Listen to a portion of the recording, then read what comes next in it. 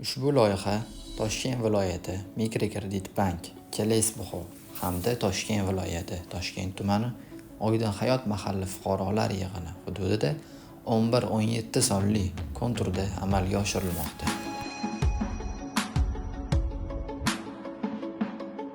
Ushbu ekin maydonimizga sabzi mahsuloti ekilgan. Ushbu yer maydonimiz 309 gektar, ya'ni uzunligi 390 metr, bo'yi 100 metrni tashkil etadi. Maydonda ekinimiz zamonaviy usullarda parvarish qilinmoqda. Hozirda sabzi mahsulotimiz rivojlanish jarayonida. Ushbu ekinimizni yetishtirish 120 kun davom etadi. Bu jarayonda ekin sug'oriladi va mineral o'g'itlar bilan oziqlantiriladi. Ushbu loyihaga 15 nafar dehqon xo'jaliklari biriktirilgan. Har bir dehqon uchun o'rtacha 28 sotixdan yer maydoni to'g'ri keladi.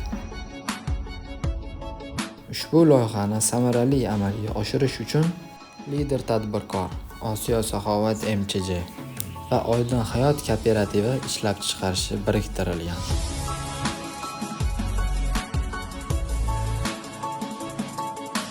Bu loyiha bo'yicha har bir gektardan 30 tonna, umumiy miqdorda 90 tonnadan ortiq hosil olish rejalashtirilgan.